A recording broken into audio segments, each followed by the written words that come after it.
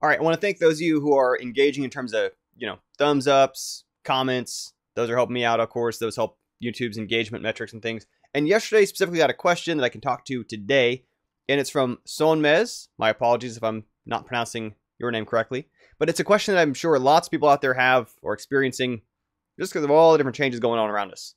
And Sönmez writes, I just want to ask a piece of advice. Right now I have a high school diploma. I really want to make a website and mobile app. I'm 21 now. Should I go university as a software engineer or computer engineer or not? Should I try boot camp or self-learning? All right, so, and I filled in a little bit of that. There was an apology there for the commenter's English. As I mentioned in the response, never feel the need to apologize for English. It certainly is better. It's going to be better than I can speak your language, whatever it is, because I only speak English. So thank you for learning to write and or speak well enough in English to communicate this direction. I always feel a little bad I can't go back the other way and return the favor. Okay, so this question about should you go to university, and now there's going to be kind of couched in tons of disclaimers. There is no single right answer for these things. I'm not going to make it as easy as be like, this is the correct answer, these are the wrong answers, because a lot of different people have been successful or unsuccessful taking any given path, right? There is no one size fits all. A lot of it comes down to making the best of whatever situation, opportunities, path you take. So I'm going to be kind of putting lots of little notes around this. It depends on really what your objectives and what you want out of it. So because of that, of course, the answer is going to reflect discussing some hows and whys of different things you want to do. I'm also coming clearly from a United States perspective in terms of, though I have clients and club members all over the globe, my experience and most people who I've spoken with who are students are part of the U.S. university situation or pathway or system. And that as one of the challenges for that, the United States is, I think, fairly unique in at least the Western world. I'm not quite sure how much it is the case elsewhere, of the level of extreme cost that students often incur, whether from their family's investments or from taking on long-term debt to afford the kind of education that happens here, post-secondary or post-high school.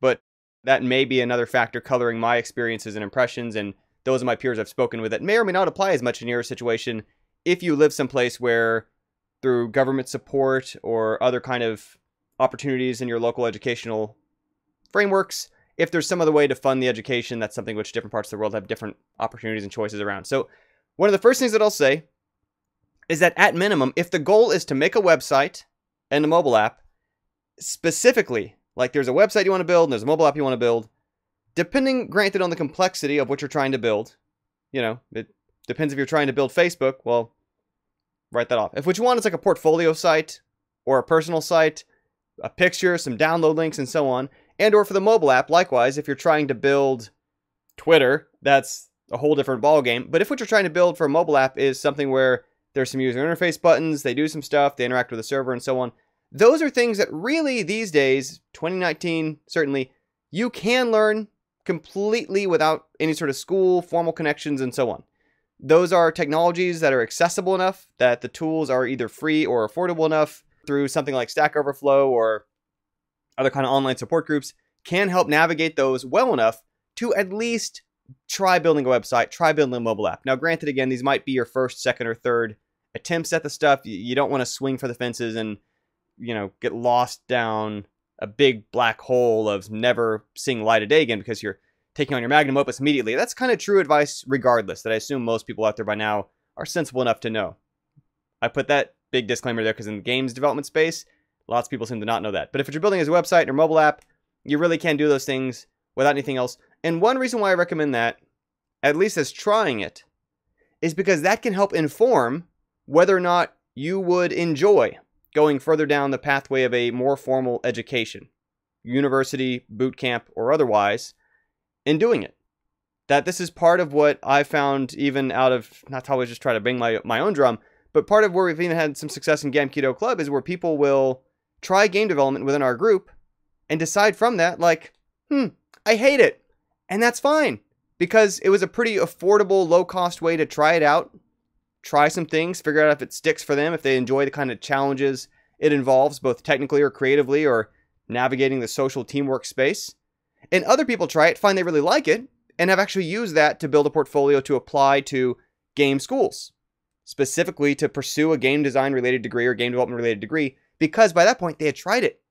So they weren't guessing. They knew they would like it. Because one of the dangerous things that can happen, again, I know this again, varies depending on how your country approaches things like college majors, is people can sometimes feel a little locked in if they applied, got accepted to a program, they're already a semester or two in, and then they kind of feeling too deep, and it's like, well, I guess I'm a chemical engineer now. I guess I'm a petroleum engineer. I guess I'm a software engineer. Whatever path they started down, feeling kind of locked in a way that, those are tough fields maybe to sample from the outside beyond a handful of online courses, if you can find them.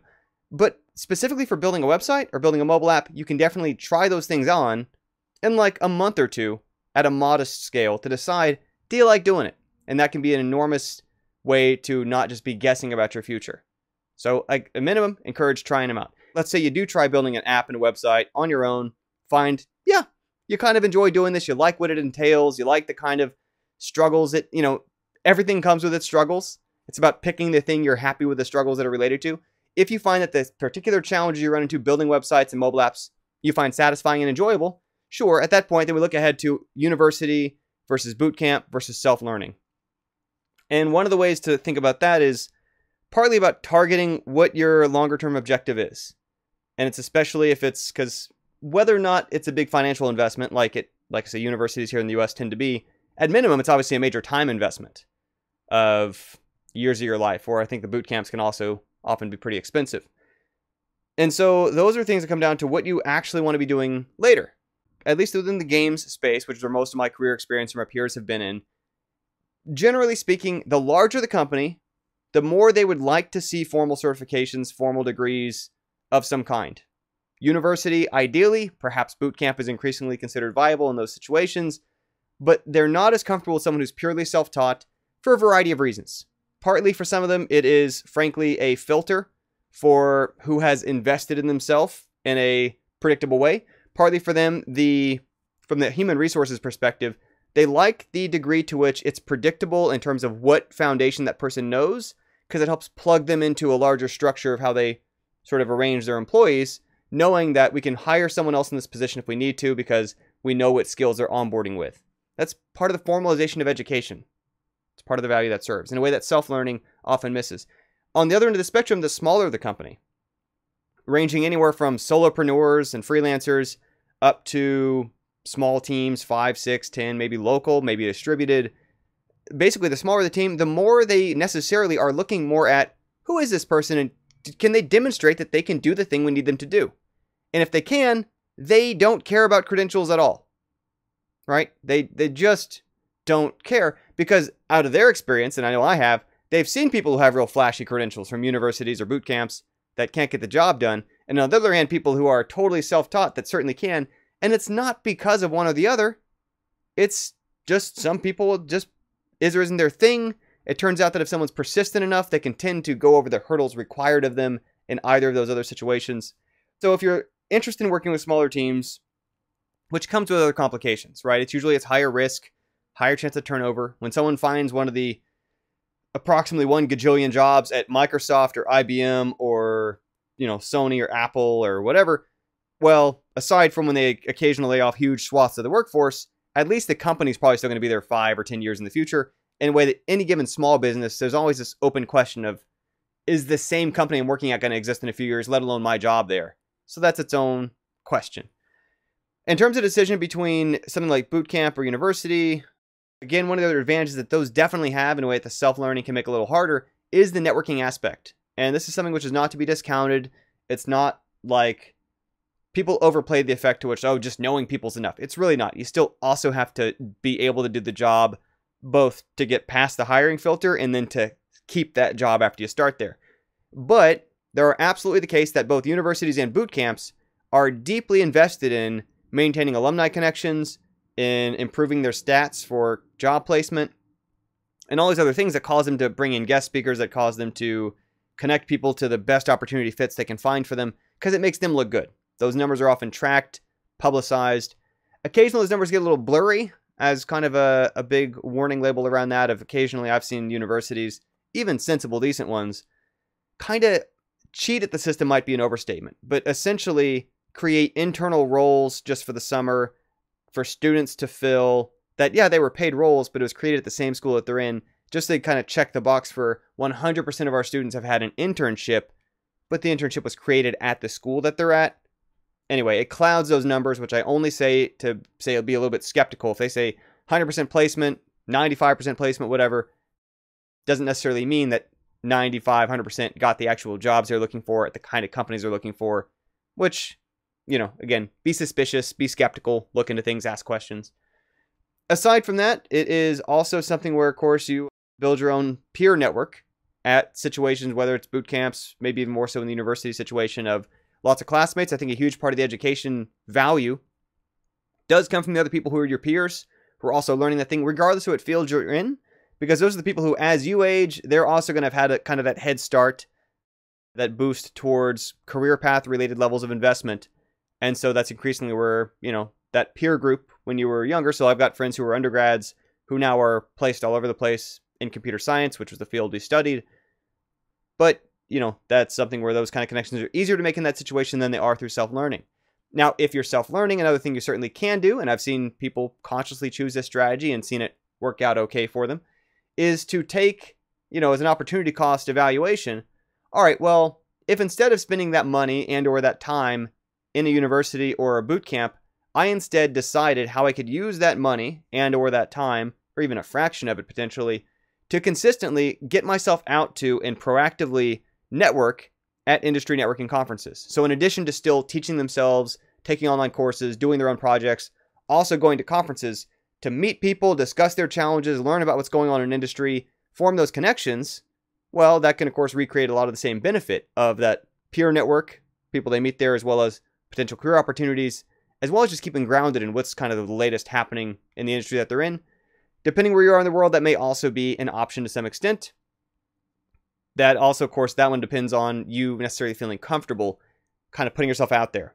And I don't mean many extroverts at these kinds of events, but I will say some people fake it better than others in terms of ability to inject themselves into a networking situation, semi as an outsider, semi as kind of just cold conversation spin-ups, rebounding from rejection.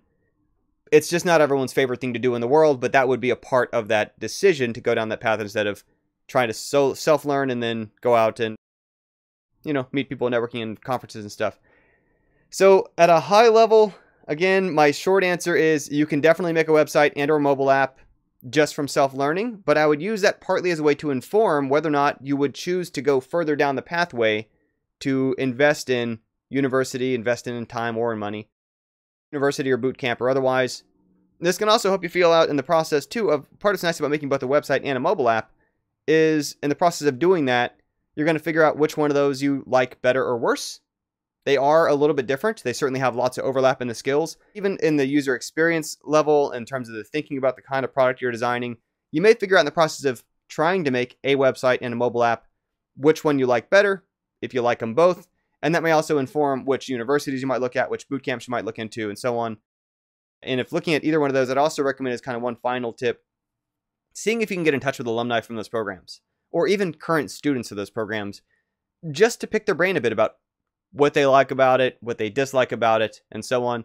I will say in those situations, it is a natural human tendency, and this is not to their fault, obviously they're strangers to me, but there's a natural human tendency for people to kind of rationalize and make the best of the situation they feel stuck in.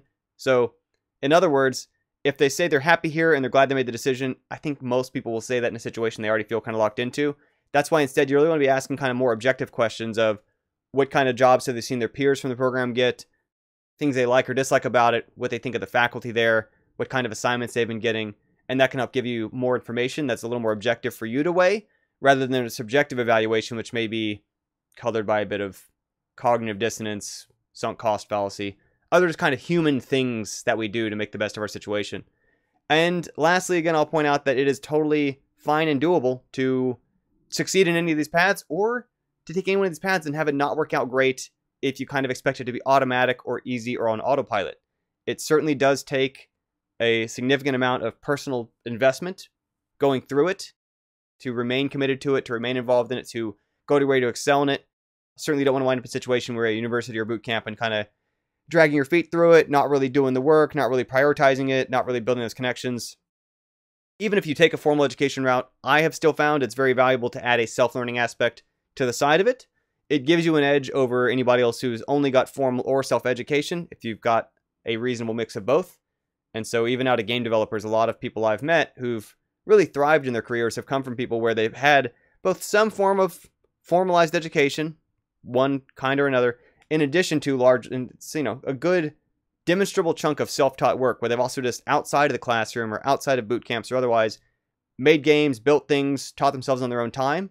And it's that combination of things that helps give them, like I say, a specific advantage over anybody who's only had one or the other. I've answered this as best I can. Certainly it is, like I say, possibly regionally specific, might be very individually specific about what you want to do, what you like to do. And that's where I think at minimum it's worth try building a website, try building a mobile app. Give yourself a couple months to just try at it. From what you can do in online learning and self-learning, feel out from that what you like or dislike about either, both, neither, and that can hopefully help better inform your choices going forward. But thanks again for the question. I appreciate it. Other folks out there, if you have advice from your own experiences you want to share in the comments below, certainly feel free to. Hopefully Sönmez can see that, and others who are running this question of trying to decide what they should do when it just seems like there's so many different options and so many different possible futures ahead. The thing I always like to do is to try to build something that helps inform my decision. To try it out, right? I mean, you got to buy a shoe, you put the shoe on, you walk back and forth to decide, is this comfortable for me?